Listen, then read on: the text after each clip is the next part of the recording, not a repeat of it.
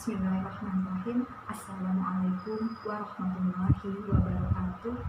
Alhamdulillahirabbil alamin wa bihi nasta'in ala umuri dunya waddin wa ala alihi wa ashabihi ajma'in amma ba'du.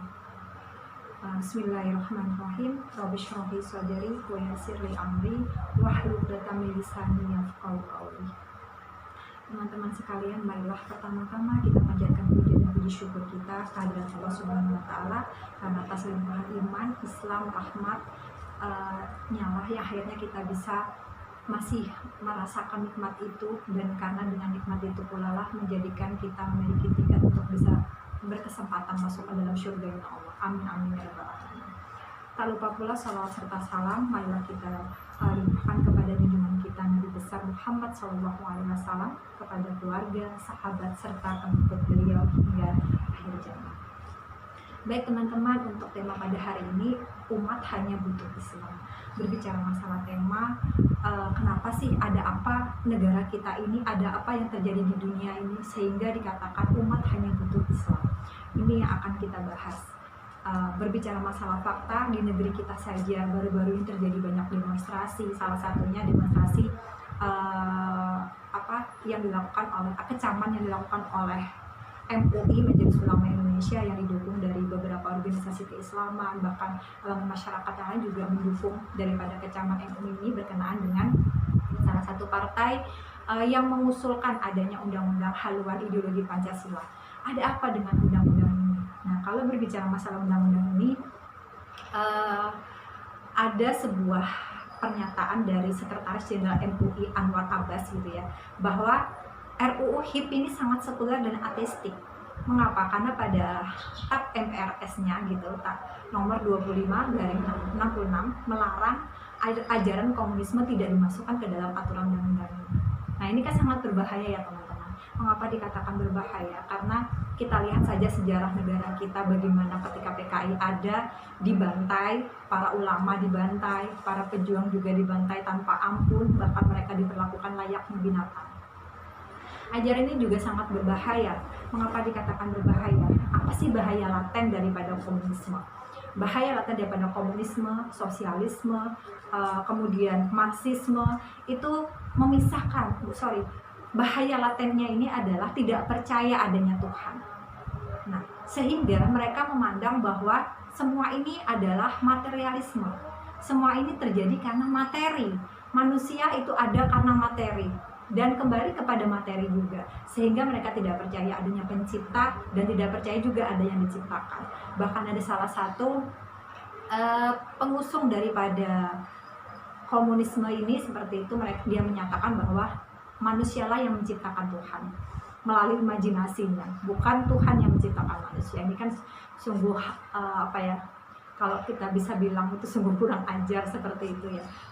Akal kita pun mau dipaksa seperti apa tidak akan pernah menerima bahwasanya Tuhan itu tidak ada, kan tidak mungkin. Bagaimana begitu rumitnya galaksi ini tercipta, bagaimana kita ada, bagaimana matahari tidak berbenturan dengan bumi, itu kan begitu rumit seperti itu. Tidak mungkin kalau tidak ada yang menciptakan. Nah, kemudian Karl Marx juga pencetus daripada Marxisme mengatakan bahwa hanya orang-orang irasional atau tak berakal yang mempercayai adanya Tuhan. Mungkin kita bisa bilang terbalik ya teman-teman, bukan orang yang tidak punya akal, justru dia yang tidak punya akal, yang tidak menggunakan akalnya dengan jujur, yang tidak menggunakan akalnya dengan bahasanya dengan sebenarnya gitu, maka dia tidak akan pernah menemui yang namanya kebenaran. Nah, ini sebenarnya sangat bertentangan yang ada pada Quran surah Al-Insan ayat 2, yang intinya ini bertentangan dengan realita kerumitan dan kompleksnya alam semesta, manusia dan kehidupan yang tidak mungkin ada tanpa ada yang menciptakan. Dialah Allah Subhanahu wa taala. Nah, ya tadi sudah saya sampaikan bahwa begitu rumitnya kehidupan dunia ini, begitu rumitnya penciptaan alam semesta, manusia dan kehidupan kalau tidak ada Tuhan. Kemudian berbeda kalau komunisme ini mengambil jalan dengan cara kekerasan, mengambil jalan dengan cara berdarah-darah untuk bisa melestarikan daripada ideologinya, untuk bisa menyebarkan daripada ideologinya, dan itu tidak kita pungkiri juga. Kita lihat sejarah saja. Misalnya contohnya Lenin membantai 500.000 rakyat Rusia sepanjang tahun 1917 sampai 1923. Kemudian Stalin membantai 46 juta rakyat Rusia. Dan di negara kita bisa lihat para ulama dibantai tanpa ampun, bahkan mereka diperlakukan seperti binatang. Nah, itu juga bagian cara mereka untuk melestarikan daripada ajaran mereka komunisme, karena mereka tidak percaya adanya Tuhan. Sehingga kalau melihat orang yang tidak mempercayai ajaran komunisme, maka dia melihat orang tersebut seperti binatang. Perlakuannya pun bahkan lebih mengerikan dibandingkan binatang. Nah, dari bahaya-bahaya yang saya sebutkan tadi berkenaan dengan komunisme, marxisme, sosialisme, ada juga tidak kalah bahaya yang sekarang juga lagi terjadi pada dunia kebanyakan gitu ya. Ajaran ideologi itu disebut sebagai ideologi kapitalisme yang sekarang memang sudah berlaku seperti itu, yang merajai daripada dunia gitu ya. Karena memang sebagian Muslim Indonesia, sebagian Muslim negara ini itu negaranya menganut yang namanya ideologi kapitalisme. Padahal memang kapitalisme juga tidak kalah membahayakannya, bahkan ini sangat bertentangan dengan ideologi Islam. Apa yang membahayakan daripada ideologi kapitalisme ini? Karena kapitalisme, sekularisme itu memisahkan antara agama dari kehidupan. Agama tidak boleh dipakai dengan urusan bersosialisasi, pada urusan muamalah, pada urusan pemerintah, pada urusan negara, tidak boleh menggunakan agama. Agama hanya boleh digunakan untuk kepentingan pribadi saja, pada ibadah ritual saja. Jadi kalau misalnya di lingkungan masyarakat boleh pakai agama dengan syarat hanya ibadah ritual saja. Selain itu agama tidak boleh ikut campur dalam kehidupan manusia. Padahal kalau kita lihat teman-teman, imbas daripada ketika agama tidak boleh ikut campur dalam kehidupan bermasyarakat, kehidupan bernegara, kehidupan kepemerintahan, maka dampaknya aturan manusia lah yang akan mereka gunakan. Tuhan tidak boleh ikut campur. Yang boleh mengatur kehidupan kita itu adalah aturan buatan manusia. Karena kita tahu bersama bahwasanya manusia itu banyak kelemahannya. Manusia itu lebih condong kepada nafsunya. Maka kita lihat sekarang pun aturan manusia itu antara aturan satu dengan yang lain sangat berbenturan. Di sisi lain dalam undang-undang dikatakan bahwasanya tidak boleh, yang di undang-undang HAM tidak boleh adanya hukuman mati. Di KUHP hukuman maksimal itu hukuman mati. Ini kan sudah bertentangan. Inilah buatan manusia. Dan bahkan kalau kita lihat aturan ini sangat membahayakan. Yang pertama, bisa kita dari lingkup undang-undang HAM saja, disebabkan kapitalisme, sekularisme, maka ada kebebasan. Yang pertama, kebebasan berpendapat, kebebasan berperilaku, kebebasan beragama, kebebasan kepemilikan. Kemudian di mana kebebasan ini dampaknya sangat mengerikan. Kebebasan berpendapat saja. Ketika kebebasan berpendapat diperbolehkan, maka kita lihat saja banyak sekali penghinaan terhadap agama kita. Banyak sekali orang menyuarakan LGBT itu boleh loh, seperti itu. Nah, begitu juga dengan kebebasan berperilaku. Nah, kebebasan berperilaku juga diberi perlindungan hukum dalam bentuk undang-undang HAM ini tadi. Jadi LGBT itu sah-sah saja di negara kita, seperti itu.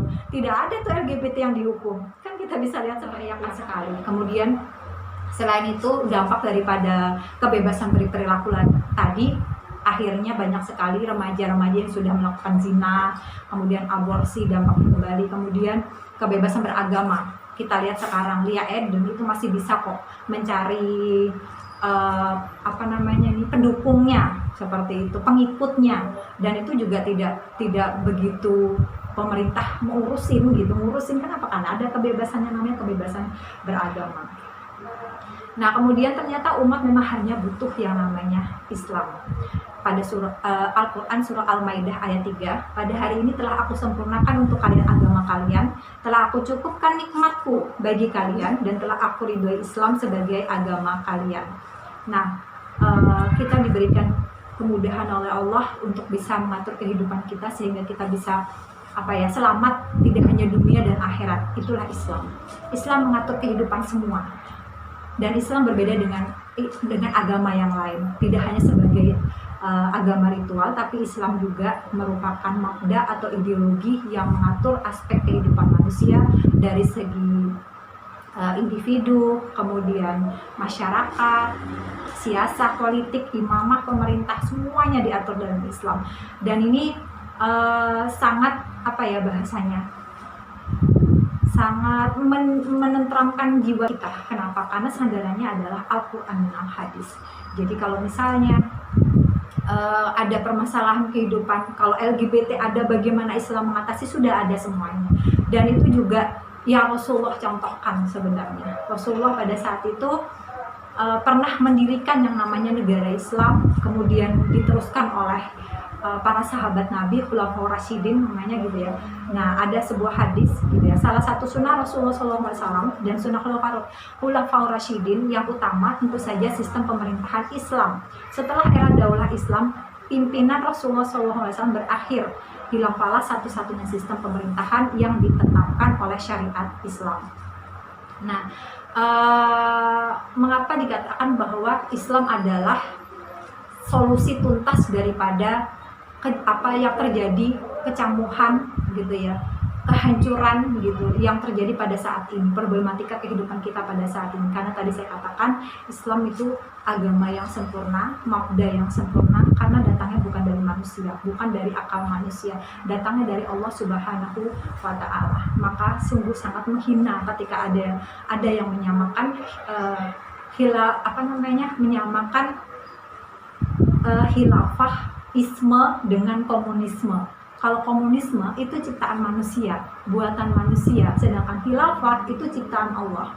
Dan khilafah itu merupakan institusi atau sebuah negara yang dimana negara ini sandaran aturan hukumnya adalah syariat Islam.